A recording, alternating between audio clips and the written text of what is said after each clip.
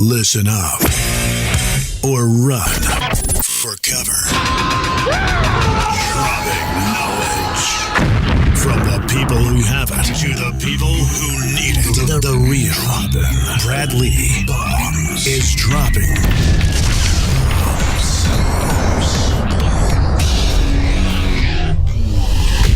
What it is, Brad Lea back again with another episode of Dropping Bombs. Today in the studio is no different, and as you know, I've always got a real treat for you. Today, an extra special treat. Amberly Lago is in the house. Welcome, Amberly. Oh, thanks for having me.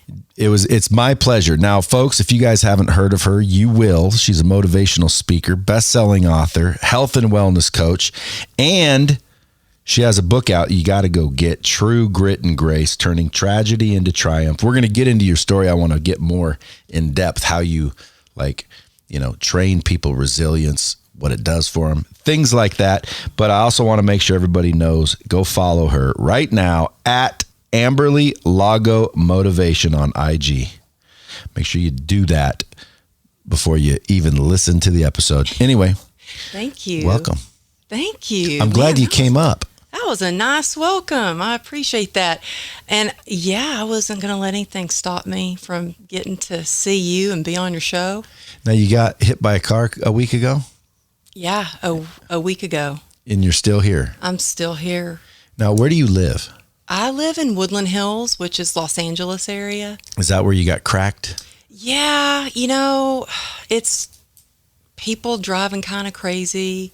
I felt like I was in a safe area, but I guess not. This time, when I got hit on my motorcycle, it was one thing, but this car took me and my 12-year-old out. So I found myself getting a little angry. Mama Bear kind of came out, but we're fine. I mean, who was driving? This little old guy. He said the sun was in his eyes and he couldn't see us. And how old was he?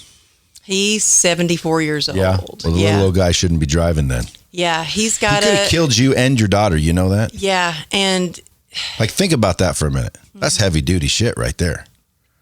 I know that my daughter could feel that what a miracle it was that we were alive, because we were taken to the hospital on a gurney and there for only about 6 hours after the CAT scan, came back normal because she cracked her head. Everything came back, no broken bones. We walked out of the hospital and she goes, "Mama, we came in on a gurney and we're walking out," and she starts kind of doing this swagger, and then she's like, oh, my back.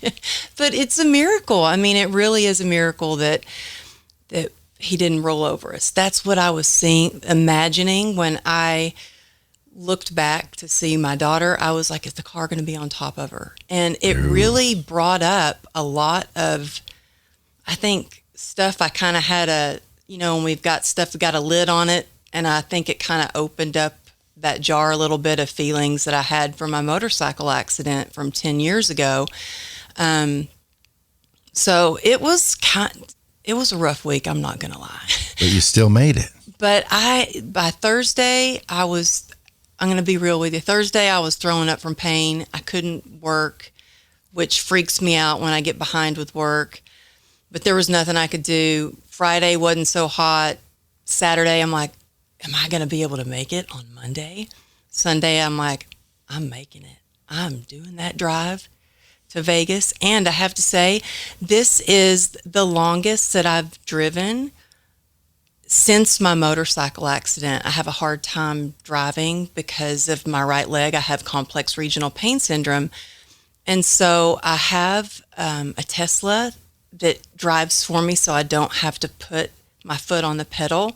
And I figured something out. I took this is probably really illegal, but I took a 2-pound weight and I put it on the steering wheel so I don't get alerts to hang on to the wheel the whole time I'm driving. So I feel like such a victory that I drove for the first time and that I figured out how to kind of trick that Tesla into stop alerting me. So that's funny. So when you drive a Tesla on autopilot, you have to hold the wheel? It'll give you alerts like hold the wheel? Like grab the wheel. What for? Grab the wheel. What's the purpose of driving itself if you have to hold the wheel? That's what I'm saying. That's why if you have a Tesla, you need to go out, get you a 2-pound weight, strap it on the steering wheel. It works like a charm. Dude, that's the dumbest thing I've ever heard, though. Not your solution. That's the smartest thing I've ever heard. I assumed, because I was about to go get a Tesla. I love it. Everyone says they love it. Everyone says it's the coolest car, but I didn't know that you have to use your hands when not steering the vehicle. Well, I really didn't like Teslas at first. And I'm a truck girl. I had an F-250. Loved it, but it's not great for the city. It sucks to park. And so right before COVID, I finally, after my daughter had sent me a million videos on why Tesla's the best, then she wrote up like a 3-page paper. The one that got hit? The one that got hit. Huge Tesla fan. Huge Elon. She's in love with Elon Musk. Who isn't? Right? 12 years old, though. She's like, she has a fan page for him. And so she wrote me up like a 3-page letter, and she compared cars and why Tesla was the best. And I was like, okay, maybe we'll test drive it. And my husband was like, you're not going to test drive that. You can't afford that. And I was like, Ruby, we're definitely going to go test drive that. Come on, let's go. And I drove it, and the guy puts it on, auto. He says, put it on autopilot. I'm like, is it going to stop? I don't have to hold the wheel, this and that. And he said, yeah. And my foot was killing me from the nerve pain that day. And I didn't have to touch the pedal. And I started crying in the middle of the test drive. And he's looking at me like, oh my God. He goes, I've never had anybody cry about it before. And I said, wow, this is a solution. Like, I found a solution. I bought the car. Was it an X3? It's the Model X. Model X. That's what it is. Yeah. It's like the little SUV kind. Yeah. With the doors. Let me tell you, it does a Christmas dance. It does. Oh my God, you got to see the dance. And the lights will bounce. It plays music, the wings come up, and the first time I did that, it was at night, and the neighbors started coming out of the house. I'm like, oh, I'm sorry, but isn't it cool? And it'll literally have a light show. Yeah. That's freaking awesome. Plays See, music. every time I want to go get one, but now it's like, I thought you could like literally snooze on the way to LA. Well, I checked emails and social media and read a lot on the way here.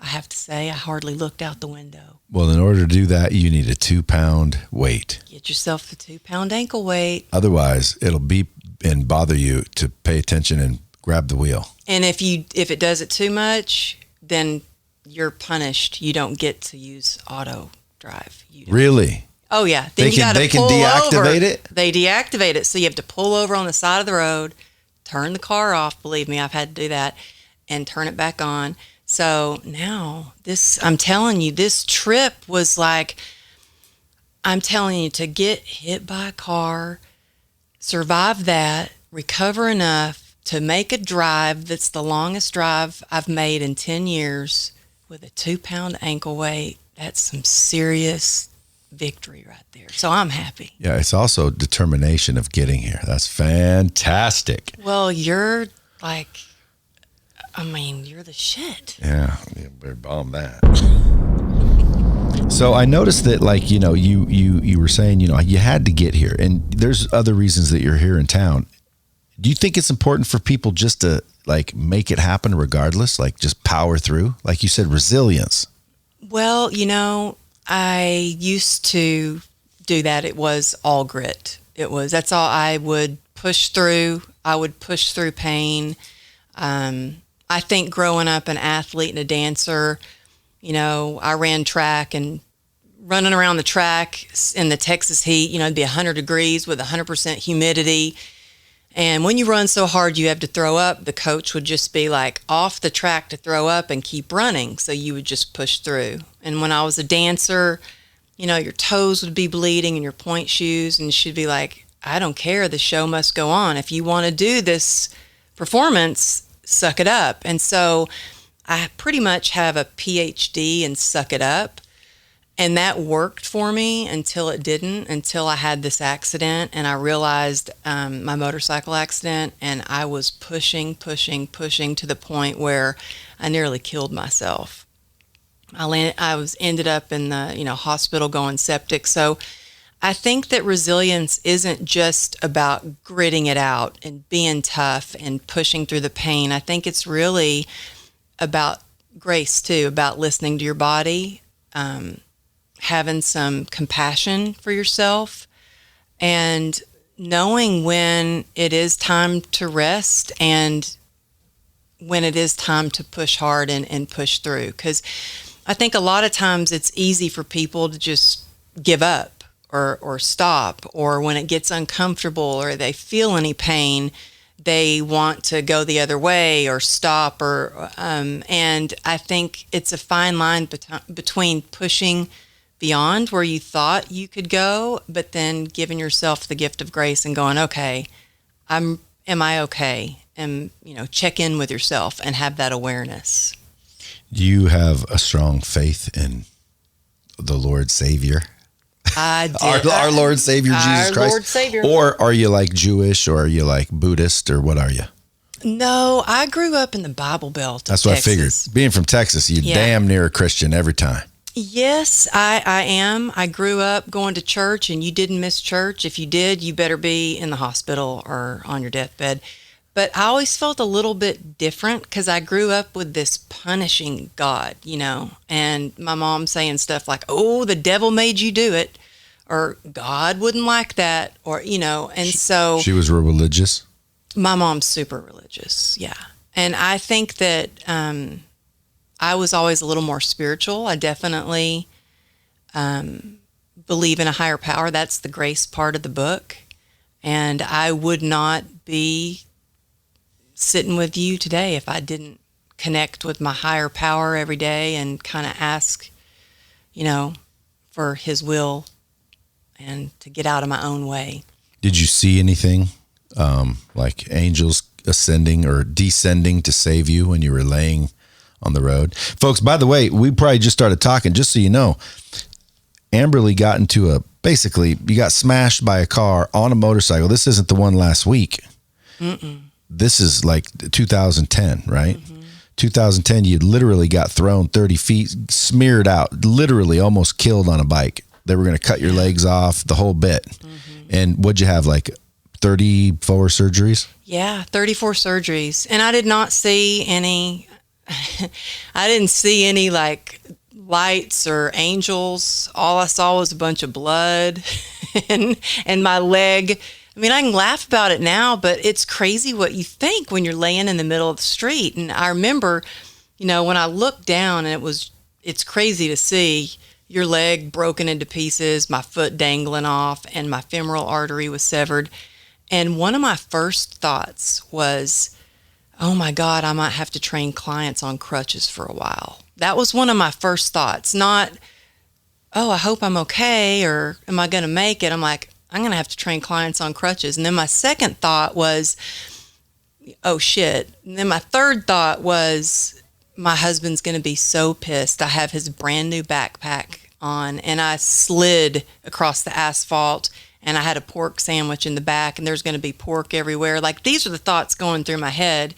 And then I was cussing, like, call 911. And I thought my Methodist mother would not be proud of my cussing right now. And so I'm like all these thoughts, and I can remember every detail of the accident, from the people who came up to me, the lady that fainted when she looked at me, the guy that ripped off his belt and put it around my leg and made a tourniquet. I mean, he basically saved my life. And then, when we got in the ambulance, I remember looking at the paramedic and thinking, oh man, paramedics are always so cute. This guy's hot. And here I'm bleeding out, and I'm like looking at him going, he's cute. And I was grabbing his leg, and I thought, he's not looking at me. Does this mean I'm going to die? I was looking to see if he would give me some sort of like, you're going to be okay. You got this. I've seen this before. He wouldn't even make eye contact with me. And they start trying to cut my jacket off. And I'm like, whoa, whoa, whoa, that's a brand new Lululemon jacket. Don't cut it. I can get this thing off. And so I'm on the gurney trying to get that off and rushed to the hospital, which seemed like the longest time. And when we got there, the ER room was just filled with cops. They thought I was a cop that had gone down because my husband is lieutenant commander with a highway patrol. And news travels fast when, someone in the family's down, like everyone was showing up. And I heard crying, and it was my husband. And he's a tough guy. He's big like you and tall. And he's, I'd never seen him cry. And I was like, this must be really bad. And I yelled across the room, Johnny, get over here now. I need you to be strong for me. Because at that moment, I'm like, I might not live through this. And that was the last thing I remember. He came and held my hand, and then I woke up from a coma, and the first thing I learned was they were going to amputate my leg. Damn. What'd that make you think? Well, they said, By the way, folks, if you're not watching the video, she's got both her legs. Isn't that pretty too, though? It's way prettier than no leg. Yeah. It's a leg, and it's all scarred up, but I've learned to appreciate it, which took me a long time. Yeah, now that's a baby scar. Don't even worry about that. Yeah, just little. But I mean, it would be way worse if you literally couldn't walk. Oh, no leg or a prosthetic. I think even people with prosthetic legs, they should be blessed. I mean, feel blessed. Like, they should feel fortunate. Like, I forget what the saying is. Someone said, like, you're pissed off because you can't get new shoes till you met some guy with no feet. You ever heard that? Yeah, it's like, and then the people with no feet, meet somebody with no legs. And the people with no legs meet somebody with no legs or arms. You have to be grateful regardless of your circumstances. But that's amazing. So when you woke up, they're saying, we got to amputate your legs. How'd you get them not to? Well, they said, this is basically a war wound. There's nothing we can do for you. You only have a 1% chance of saving your leg. So did the wreck just obliterate the muscle and bone and just? Yeah, it was, the doctor described it as if the bone was like if you took a saltine cracker and just crumbled it. And it was crumbled. There was nothing to even put together. And I had compartment syndrome. What's that? That is basically where your leg kind of implodes on its own. So that's where this scar is. They had to do the scar here to release the pressure because it'll be so much pressure that it'll basically just kill all the muscle. There's no blood flow or anything like that. But when they told me that I had a 1% chance, I was like, well, then there's still a chance. There's my glimmer of hope. And let's find a doctor who's willing to take a 1% chance because I'm willing to. And had I known at the time that was going to come along with 34 surgeries, I might have been, well, I don't know, maybe let's go ahead and take it. But I was just focusing on, one day at a time, really sometimes seconds at a time to get through. And the surgeries were over years. And so about a year after the accident, though, after I was diagnosed with complex regional pain syndrome, I actually walked into the doctor and I was like, I know that I wanted to save it and y'all did so much to save it, but I cannot deal with the pain anymore. I need you to go ahead and amputate it. He said, well, we can't do that. And I said, well, why can't you do that? He said, well, you've got complex regional pain syndrome. It's in your sympathetic nervous system. And if we cut it off, it may spread. It may never go away. There's no, and I've had 3 people that I know of that amputated their leg because they had complex regional pain syndrome and it spread. So I'm glad that they told me no. And, it may give me pain, but, one day I was being ungrateful and I was just frustrated and I was sitting in my kitchen and I'm like, I just want them to cut it off. I can't take this pain. And my husband said, I can't believe you're saying that. Do you know how lucky you are that you have both your legs, that you can jump in the swimming pool, that you can, and not have a leg rust on you, prosthetic rust, or, you can walk on the beat. You can do all these things. And so sometimes I think when it's hard to get your own perspective, it's good to have people around you who can kind of knock some into you. Mm-hmm. That's hard enough by itself, just trying to get a good, circle around you. Mm-hmm. Have you always had good people around you? Yeah, again, though, I think that to have good people around you, you have to be good to people.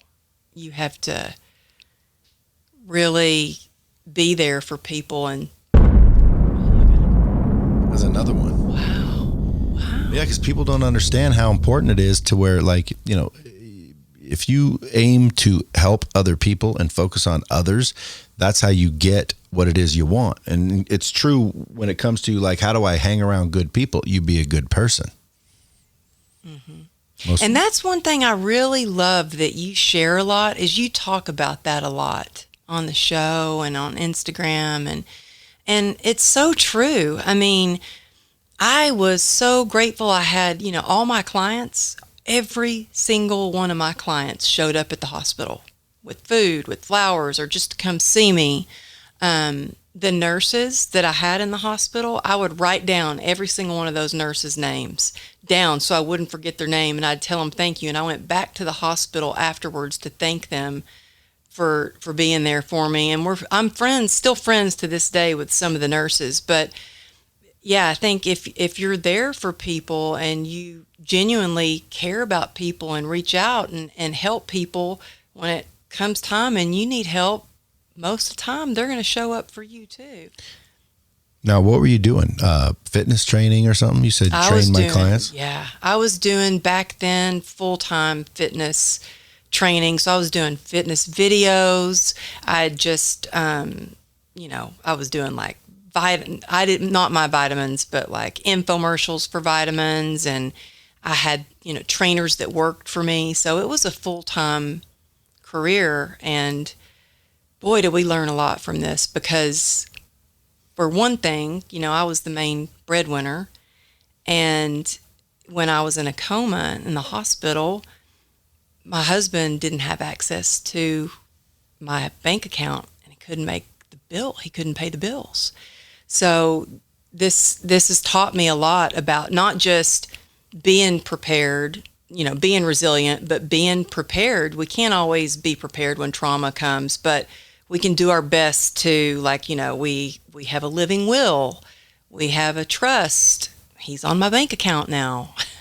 I have it set up where if something does happen, I have people that can keep my business running for me, which I didn't really have that before. Is it still fitness? Do you have a big fitness company right now? Not as much. I still have a handful of clients that some I've had for like 20 years, but it's just because I love them. And I think that I'll probably always have them no matter what I do. But no, I do online coaching, courses, and a lot of speaking now. Now, if someone were like thinking, where can I find this woman? Where do they go? What's your main website? AmberlyLago.com. Now, it sounds like Amber Lee, but it's Amberly, L-E-Y. Amber, L-E-Y. Yes, Lago, like L-A-G-O. like yeah, Amberly Lago. Miss almost like super tough, because you got to be tough to get through that shit. I think that growing up with an older brother that used to beat the crap out of me, that helped me. How much older? He's 2 years older, but was always bigger, always stronger. Yeah, but if he's much older and he was beating the crap out of you, then maybe we need to get him some help. You listening, brother? But when they're 2 years older, that's just called civil rivalry. See, my sister was 2 years older than me, and she used to try to beat the crap out of me till I got a little bit bigger. Then I started beating the crap out of her. Then, we grew up, but I was just checking. Because I have two daughters, 7 and 5, and I can't keep them from fighting any recently. You got any tips for that? You can't keep them from fighting each other? They're always fighting every 2 seconds. It's called sibling rivalry, but it's crazy. Get them some boxing gloves. Put them in one's bigger. That's not fair. I feel bad for the little one. Oh, yeah, that's hard. But she's the bully, actually. So if you were listening to this podcast and you said, something's happening, you got some sort of problem, whether it's chronic pain or whether it's, an issue. I know you teach people resilience and you have courses that teach people literally how to focus and get their shit together. What would you do, or what would you recommend they do? I think first it's really take a look at your life and your situation and your circumstances and get honest with yourself. Because I was in denial for a long time about, I did not want people to see my scars. I didn't want people to know that I was in pain or that I had this disease. And so it wasn't until I got real and really accepted where I was that I could start to make change. So if you're struggling, and I think we all have pain, whether, like you said, it's chronic pain, emotional pain, whether we're grieving or it's change, good or bad, letting go of the past, or that we have to be in acceptance so we can take steps to move forward to make better actions and make our life better. And until we really take a look at what's going on, we can't do that. Is there a tactical way to do it that you've developed, or you just got lucky and did it? Oh no. Well, you know what? I think your good luck, your hard work puts you where I can't even think. Sorry. Your hard work puts you where your blessings can find you. And so I think it was a lot of work. I think it was a lot of desperation. It was me going from being this fitness trainer and health expert to suddenly I was trying to drink every day to dull out the pain and trying to, I was in denial. I was just trying to numb out. After the after the accident. Then you started drinking every day? Oh my God, I became a full-blown alcoholic. You're in a wheelchair, weren't you? No, I didn't start drinking until I was out of the wheelchair. And sometimes on crutches, which wasn't pretty. And then how long of a period was that? I'd say the drinking worked for me for a couple of months. I was like, you know what? I think maybe this isn't the healthiest thing to do, but this might be what I have to do just to get through the day with pain. Because, I'd had spinal stimulator, ketamine infusions. I had never done a drug in my life. Now I'm spending $2,000 a pop doing ketamine infusions. So I was trying to numb out the pain, but it wasn't just the physical pain. It was like we had $2.9 million worth of medical bills. I was out of work. I didn't have a purpose. So I started getting depressed. I couldn't work out the way I used to. And so, one day I was just laying in bed. I was like, this cannot be it. This is not the rest of my life. It took about a year and a half of me drinking a lot.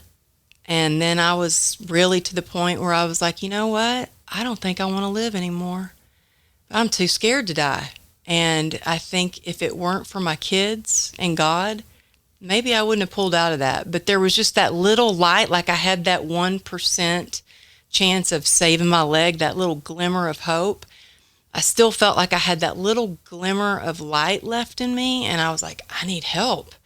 And I was too proud to ask for help. And I think that's what we have to do is when we're struggling is ask for help, And so I started reaching out and asking for help.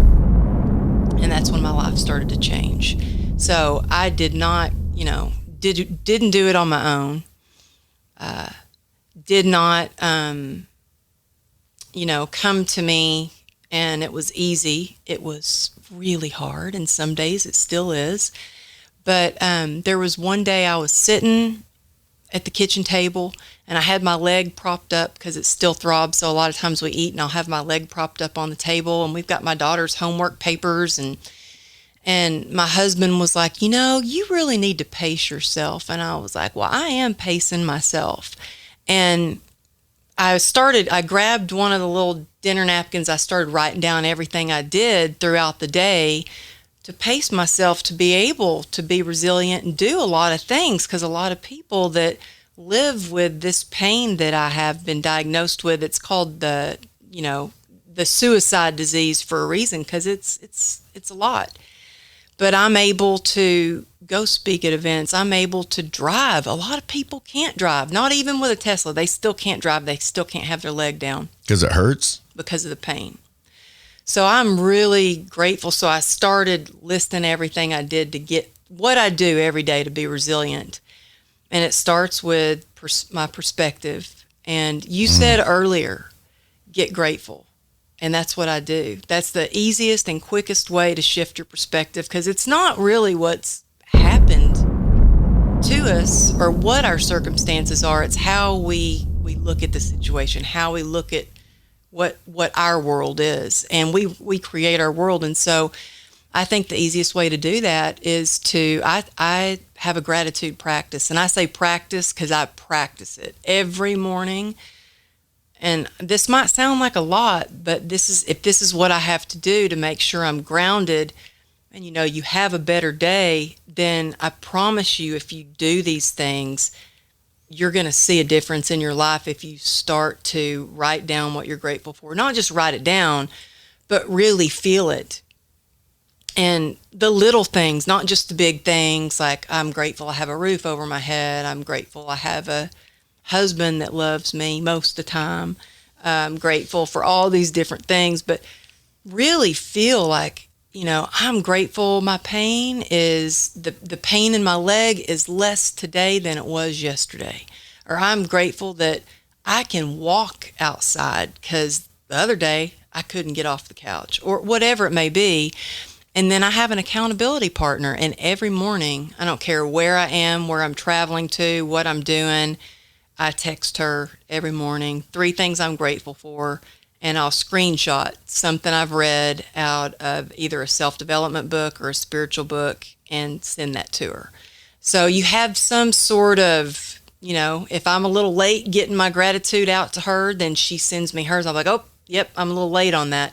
But I think it's really important, and I teach my daughter that too. And we have a gratitude jar, and at night we talk about what we're grateful for and what was the best thing that happened to you all day.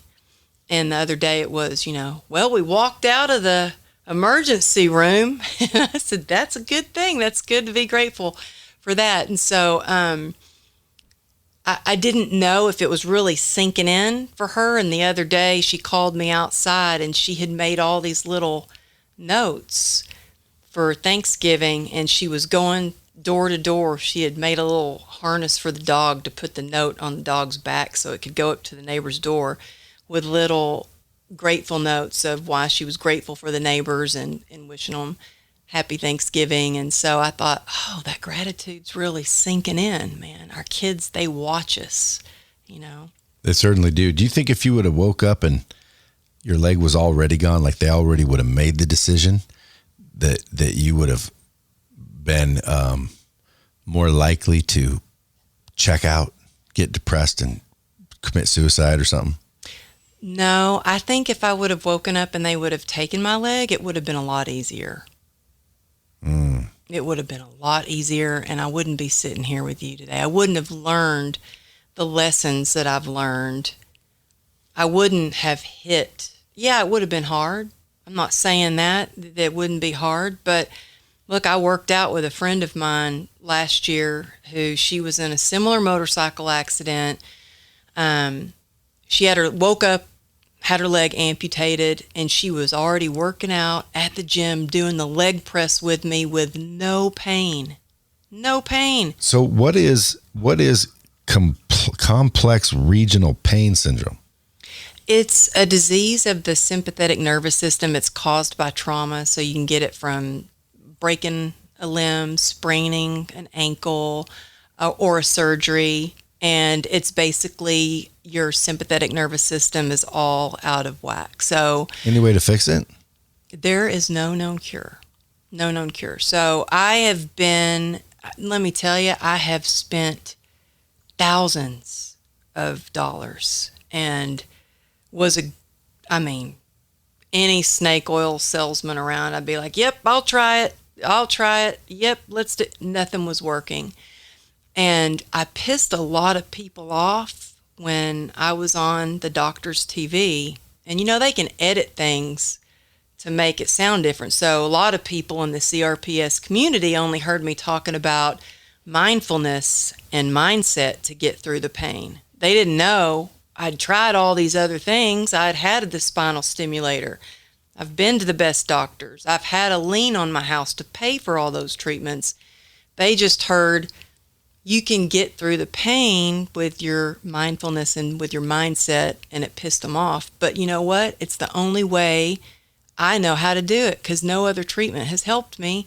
But if I get my mind right, then I can get everything else right. So it's not just, it's mind, body, spirit. It's all those things. Wow. Well, that's right. I believe everything you're saying. I'm 100% with you on that. It's all literally in the mind. But, I'm a little bit of a pussy when it comes to pain. Like, man, I don't like pain at all. So I'm just trying to picture, like, what kind of pain do you have to deal with? Or did you, or do you? Is it still? It still hurts. And so it might seem, weird for people to say, well, how is it hard to drive a car? And but you don't seem like you're in pain. Like, can you feel pain right now? You know what? I am not in pain when I'm talking to you. There you go. I'm not. Is it because you're just not focusing on anything? So much of it is, I think adrenaline. I got a little butterflies when I first walked in the door here and got, a little nervous. Actually, to be honest with you, I got a little nervous when I saw that you shared in your story that I was on my way out to Vegas to see you. And so I was like, oh, there's the butterflies. And so adrenaline is really good for covering up the pain a little bit, but you can't have adrenaline all the time. But exercise and endorphins really combat pain. So I do everything I can to combat pain so it doesn't, sneak up on me or take me down. But then when I am in pain, like driving, the CRPS is in my right leg. And so pushing the gas pedal is like if you have imagine your foot is you're driving barefoot with an open wound, the skin's ripped off, and you have to touch a gas pedal every time, and it burns every time you hit that gas pedal. You can do it. You can do it. Then in LA, that stop and go traffic, after a while, the pain starts to take over. And so the pain can consume you. And I try to get to the place before that happens. Why don't you use your other foot? I do, actually. Sometimes I drive with my right leg up on the dashboard, and I drive with my left foot. And I think it's legal. My husband said, he's a cop. He said that it's okay. I don't know about that 2-pound weight, though. Is he a current police officer? He just retired. Well, probably good. It's good. Right now. In just the right time, because people don't tend to like cops too much. Well, the wrong people. Yeah. Yeah. If you don't like cops, you're probably not a very nice person. Like who? And again, I'm sure there's dirty cops. I know there's dirty cops and bad cops. I'm not talking about hating a dirty cop. Everybody hates a dirty cop. I'm talking about 90%, 95% of the police officers are good ones. Mm-hmm. And if you don't want more police officers, if you want less police, you're up to something nefarious, I tell you. Like, I wouldn't care if there's cops around. We were driving into a bar one time. Some guy says, this is a cop bar. I'm like, cool. Let's go in there. It's a cop bar. Like, what does that mean? It's a cop bar. But you know what it is? It's bad people. They don't want law around, so they don't like cops. Again, you go to a biker bar with free souls and outlaw bikers that are like wanted, and they've got posters up. They don't like cops. But you obviously do. You married one. Yeah, 3 of my brother-in-laws are cops. I grew up wanting to be a cop. I don't know if you've heard enough of these episodes, but I used to want to be a cop real bad, but I got 3 DUIs, so I couldn't become one. Oh, really? Yeah, that was back in the day where DUIs mattered. Oh, wow. Yeah, 3 of them. Yeah. Well, I was, it's my 3rd marriage, and I was not looking for a 3rd husband. I was like, you know what? I'm done. I've got my daughter. I've got my career. I don't really need a man. And then comes Johnny. And Johnny Law. And let me tell you. Is he a chip? Yeah. And he was on the Real Stories of the Highway Patrol. And so we just watched one of his episodes back in the day from, I don't know how many years. It's probably a good 25 years old. And we were laughing so hard. Because he looks kind of like one of those cops you would see at like Chippendales. Like you might see at a bar out here in Vegas. Because he's a very good looking, big, he works out. And so the guys used to make fun of him a lot for that. COVID. Hey, by the way, what's the craziness about frickin' COVID down in California? Your governor. Oh, it's what's your husband crazy. think about the gov? Well, you probably don't want to get him in trouble. Yeah. You never know. Governor Newsom might be listening to this podcast. It's very popular. There's only like 16 people in Zimbabwe that haven't heard of it. That's why I always ask people to share it out. I want to literally get all people on earth, and there's 16 to 20 people somewhere that haven't heard it. Well, we're thinking about moving. To where? Texas. Well, I would definitely out of California. Yeah, it's just crazy. Didn't Oracle just move and Elon just moved? Elon moved. Everybody's moving to Austin. See, that could be a good thing because I like Austin. I just hope they don't turn Austin into Cali. Yeah. When I was in Texas before COVID, I met my dad and his friends at the local pub, and they were just talking all kinds of crap about California, how much they hate California. And one of them... Now, just for clarity, when people say this, it's not the terrain that they don't like. It's the people. It's the people. And it's the rules and it's the stupidity. Now, when I was there, FYI, I liked everybody. Everyone seemed pretty cool. I just didn't like the traffic. That's what made me leave. Yeah. Anyway, continue. The traffic, and now everything is shut. It's just shut down. The homelessness is crazy. And I was telling my dad's friends about, I think I want to move back to Texas.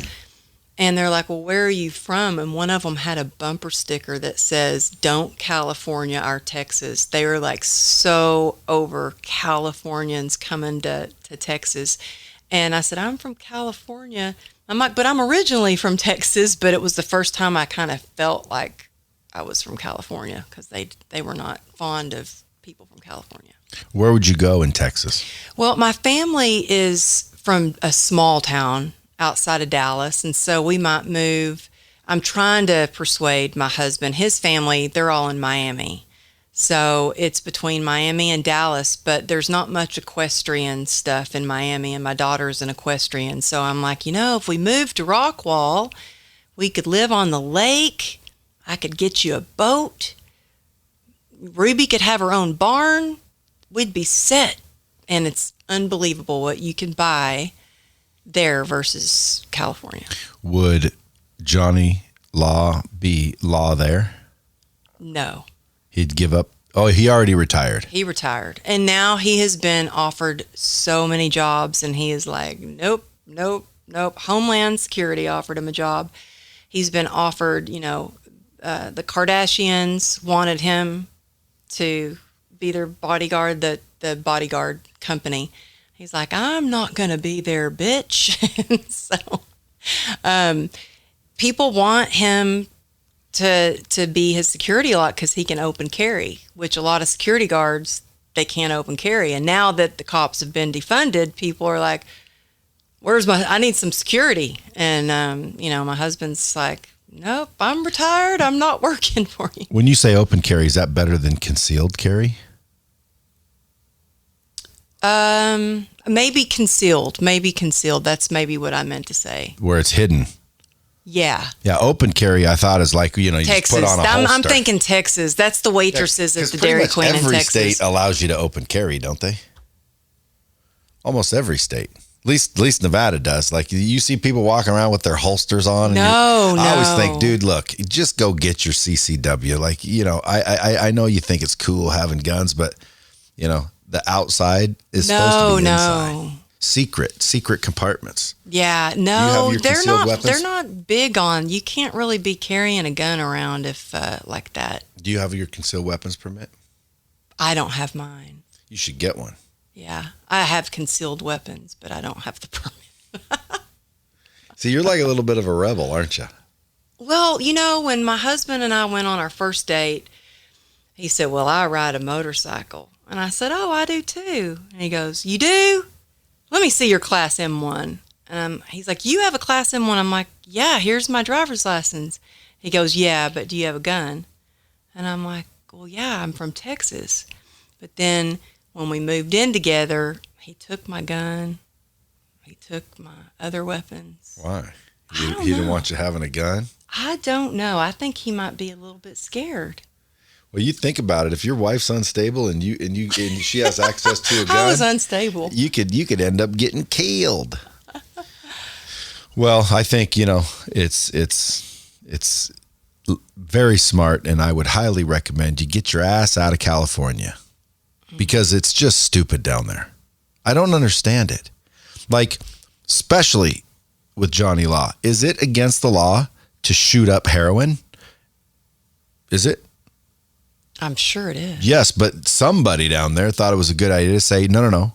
We're not going to arrest them. We're going to give them a clean place to do it in. Mm-hmm. Like, hold on a minute. This is where I start to get pissed. Why? Well, number one, you're an elected official, or you're put in a position to enforce the law. Not necessarily a cop, but also a cop. Governors, mayors, anyone say, oh, no, we're not going to follow the law. We're going to not follow the law. Well, then they should be immediately terminated out of their position. The citizen, if I were a citizen in Los Angeles and some dude sitting there shooting up heroin and a cop or the lawmakers will not do anything about it, they should be fired. Yeah, you know, it's the homelessness has gotten out of control. Well, I mean, I live in... Yeah, but homelessness isn't the same thing. Like, if someone's broke and poor, I'd say, get on the outskirts of town. You know, that's different. But I wouldn't let them break the law. But a lot of them are breaking the law. Against the law, they need to go to jail. Mm-hmm. Would you agree? Yeah. Would your husband agree? Oh, for sure. But so how come whoever's the lawmakers down there are not requiring, if you're shooting up heroin, you go to jail? They're giving them. This is what I heard. I've never been to one. You tell me. They're giving them clean needles and clean, sterile places to shoot up. So they don't, I guess, I don't know, use dirty needles. In San Francisco, it's gotten really bad. My girl, one of my best friends lives up there, and she said there are needles everywhere. So not in Southern California?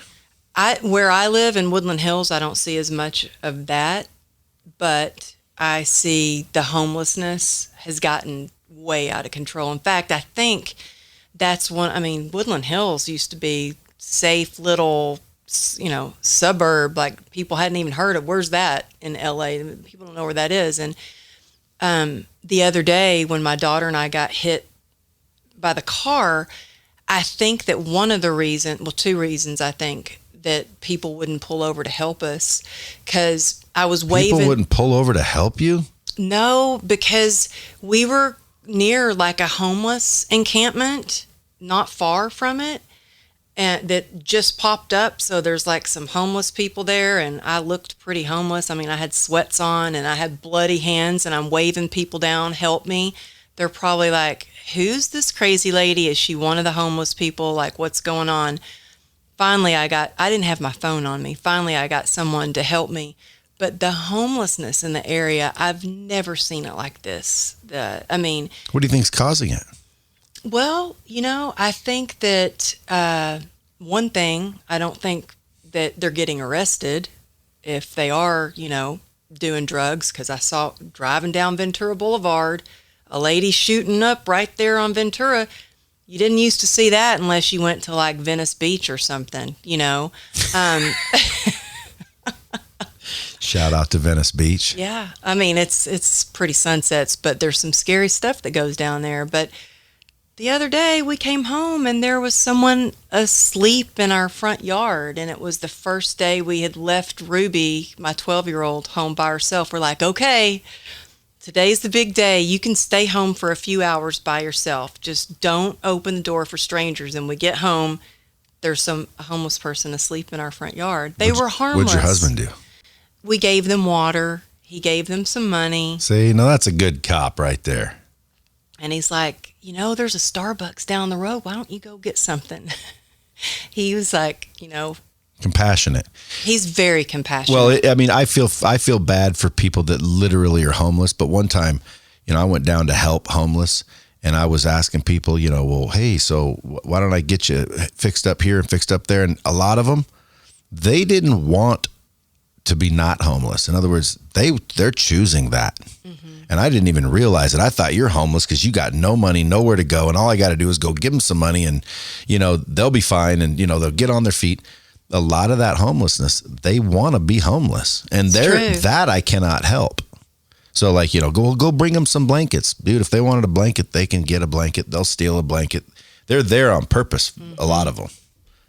I just don't understand how California lawmakers and law enforcement officers allow what is clearly against the law, because in San Francisco, it's against the law to shoot heroin. It's against the law to deal heroin. Well, it's against the law to possess heroin.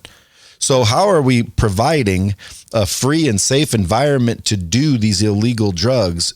It's like you catch them when they're doing them and you throw them in jail. And it's not up to you, law enforcement officer, and it's not up to you, governor. The citizens have determined, and we've all agreed that this is illegal. Therefore, do your effing job. I can't cuss in front of the Grace lady. Do your job and throw their ass in jail. It ain't up to you. It ain't up to you. You don't get to say, oh, it's okay. It's like one time I was getting carried home from a friend of mine who happened to be a good looking girl, and we got pulled over, and the cop basically kind of knew her or knew her, either one, just escorted us home. Then I was driving, bam, no escort. You're going to jail. Like, cops determine who they want to arrest and who they want to mess with. It's good knowing cops. But at the same time, because I got a badge now, I donated some money and got an honorary badge, and the mayor accidentally swore me in. And every law enforcement officer I know says they shouldn't have done that. And I said, I'll show you my certificate. They said, dude, you're literally a sworn officer. So I ended up getting a badge after all. And I'm a sworn officer of Oroville, California, no less. Wow. Yep, I'm a California lawman. Wow. That's right. I think that you and my husband would get along. More than likely. I think y'all'd have fun. The only problem I have with like California, though, is why do they get to make their own rules? Of course, I'm asking somebody that's not political. So I'm not that political. Yeah, I mean, you're not like the governor, but let's get Newsom. But I know it's crazy right now, and I know that I've lived there for 30 years, and I'm like, oh my gosh, this is. Well, why don't you guys move? Oh, after this last time being hit. Even before that. Well, before, my whole business was here. So what? And then he retired, and his was to, be in a California Highway Patrol. But he could have been a Texas law dog. Well, he retired. My work is all virtual now. And when I was doing speaking, he said, in person, he said, only one of your events was in LA. The rest of your events, it was all over the country. So, yeah, let's move. So after this last accident, I started packing stuff up. He goes, what are you doing? I said, well, we're moving. This is it. I want to move. I want to raise our daughter where it feels safe. Not to mention, you're going to start making a buttload more money because you're starting to hit the PR and the newswire, and everyone's going to fall in love with you, buy books, buy your coaching, buy your courses. Your business is going to explode, and you don't want to pay the taxes down there in California. Especially if Biden, by the way, isn't today December 14th where the electors cast their vote for president of the United States? I don't know. If I were more political, I would know that. Well, let me tell you how it goes. Literally, everybody votes for the president and the vice president, which your vote doesn't count at all because the people that elect the president and vice president are what's called electors. Now, the electors, there's 538 of them. They cast their vote, I believe, today, December 14th, and that's who votes the president. Now, theoretically, they're supposed to take what the constituents say and vote whatever way they say, but that's not what they do. It's called a faithless elector. It happens a lot, actually, a lot more than people think. And really, they vote for whoever they want. Now, they're supposed to vote for who we told them to vote for. Mm-hmm. And there's certain electors for certain states and whatnot. But at the end of the day, there's 538. And I think they vote today. So everyone thinks President Biden or President-elect Biden was won. Well, that's just mainstream media claiming it. It's not actually happened yet. Today is the day. I believe is the day. So we might have a new President-elect Biden today. How would you like that?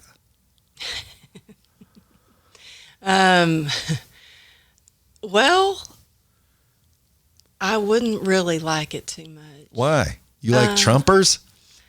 Well, you like the Trumpster? I'm not crazy about Trump, but I don't like how they defunded. I don't like how Biden wants to defund the police. Well, I'm with you. Okay. I'd rather have a business person, but here's my answer because people always ask me. I don't think it's going to matter to me personally. I think it matters to the country. I think my taxes are going to go up. I think, there's going to be some situations, but just like a crash didn't bother you, Biden ain't going to bother me. I'm just going to focus on the goals and keep on moving. Yeah, I don't understand why some people really, I have a friend who called me freaking out and she's like can't function because she's so upset about politics. Trump losing or is she a Biden fan? She doesn't like Trump. And well, then she voted for Biden. I didn't even want to stay on I just don't understand how yes, you might not be happy with who's president, but like you said, it's not going to ruin your life. There are other things you can do. Certainly. You can do what I'm doing, move into a place that better fits where, Well, you can't move out of the United States, can you? I've had friends that saying they're moving to Canada. I swear. Well, Canada technically is the United States. I said the other day for the Canadians, if I were the president of the United States, I'd go make a deal with Canada and just merge. I'd just merge. Like the Canadians and the Americans are exactly the same. There's just a wall changing it, right? And they don't have much of an army, so we can just go up there and take down the wall and move in, and they can come down, and we can all just be one happy family. And now the United States is now, because again, you guys got like Alaska way up there on the top of Canada. So like we're interrupted. At least give Canada, or at least give Alaska to Canada. But do you think they might get bumper stickers that say, "Don't United States my Canada"? What's funny is yes, they would, because I said this once before a while back, and I'm telling you what, I had some Canadians sending me some serious hate mail because I said, well, I'd just take them because they don't have an army. And they were like, yeah. The Canadians are proud up there. And I bet you money they would not want us to be blended. I love the friends that I've met from Canada. And it reminds me a lot of how people are in Texas. Texans are very proud of their state.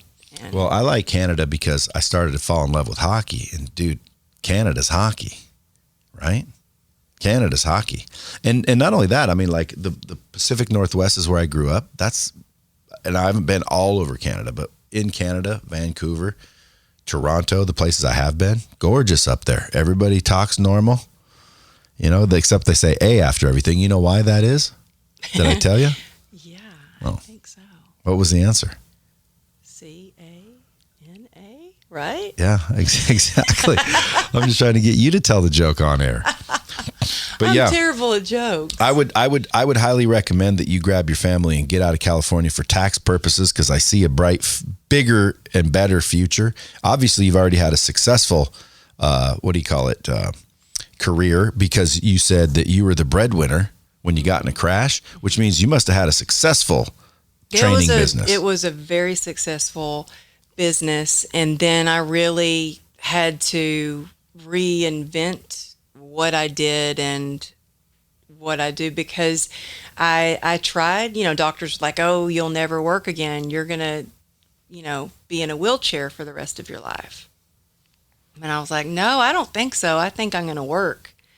And they're like, well, you will not be a trainer. And I'm like, oh, I think I am. That's what I like to do. And I gave it a good try. And one day I was on the floor. I just had a surgery like a week before, and my husband comes over. He was at the gym where I worked, and he's like, get off your leg now. You're bleeding out across the gym floor. And my wound had come open. There was blood across the floor. He's like, when are you going to stop this craziness? And so at that time, I was like, yeah, I could do it, and I proved I could do it again. But what was it really serving me if I couldn't enjoy life when I finished working? I couldn't enjoy my family, and I was in so much pain. So that's when I went to get, certified as a life coach and started doing that, and then decided to write my book, and then started doing the speaking and then the courses. And now you're like in this whirlwind of demand. If I'm sitting with you, it's a good thing. Well, you're going to be in a whirlwind of demand after this. The Bomb Squad's very loyal group. They're going to love you to death. Folks, true grit and grace, turning tragedy into triumph. Amberly Lago's the author. She also has all kinds of opportunity to help people with resilience, transformation, wellness, coaching, health. Like, you got a whole smorgasbord of love and wellness surrounding you. Yeah, and you know what? What is your website? It's amberlylago.com. amberlylago.com. And if you want to know the steps, like I write down the step-by-step process on really how to strengthen your resilience.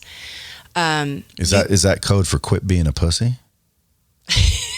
Maybe that should be, I don't know, the subtitle. Well, the grit and the grace. I mean, grit to me is massively important when you're going to build a big company. Like, again, there's people that I know, because I get to talk to a lot of people, all the big people with the big companies that I know, big, successful companies, they all say grit. If they didn't have that grit, they wouldn't be in business right now. Mm-hmm. So this is important stuff, folks. You guys should be paying attention.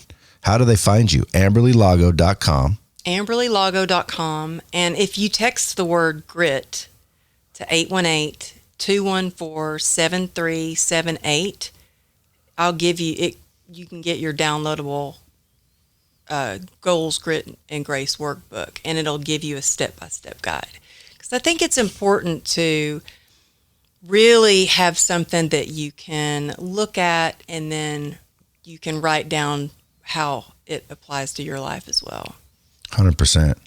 Man, I'm very thankful and grateful that you took all the time to swing through here, and I really appreciate it. And I want you to come back anytime. How about that? Thank you. And next time, bring Johnny Law with you so we can throw him on the podcast. Oh my gosh, y'all would have so much fun together. Well, listen, he's got stories if he's CHP for all those years. He's got some stories. I bet. Man, he could start his own speaking tour just with the nonsense. Plus, if he can pull some strings down there, maybe we got some business dealings. He's all, man, I tell you what, he's got a lot of connections. He does not like going on any media. I have tried to get him to come on my podcast. He won't do it. What's your podcast? I'm sure What's your podcast? It's actually called True Grit and Grace. True Grit and Grace. Apple, Spotify, everywhere podcasts are. Everywhere you can find a podcast. And I wanted him to be with me on the very first episode. Because he's like as much of this whole story as, he's been there for me through every single surgery. He has been there for me. And he wouldn't do it. He doesn't like it. Well, that's strong because, again, it probably was not only a pain in the ass for you to deal with, but family too. it's like a, you know, after you look back, it's like, you know, oh, well, it wasn't that bad. But like, you know, when people have to go through it, it's like crazy. He had to carry my bedpan for me. That was so humiliating. Yeah, but now you guys are together forever. Oh, we've got a bond so tight. It can, going through stuff, it can either really destroy your relationship or it can bring you closer together. And I'm grateful it brought us closer together. Well, amen to that. Folks, you guys better go get the book. At least go get the book. But I would follow her, hit her up, and say hello to your new friend. Make sure you hit her hashtag Bomb Squad so she knows you guys heard her on dropping bombs, and share this out with somebody else that might be maybe a little bit of a pussy that needs to learn how to, you know, gain some resilience, get some grit, and do it with some grace. Fair enough. Until next time, keep it real. Dropping bombs with the real Brad Lea. Subscribe now.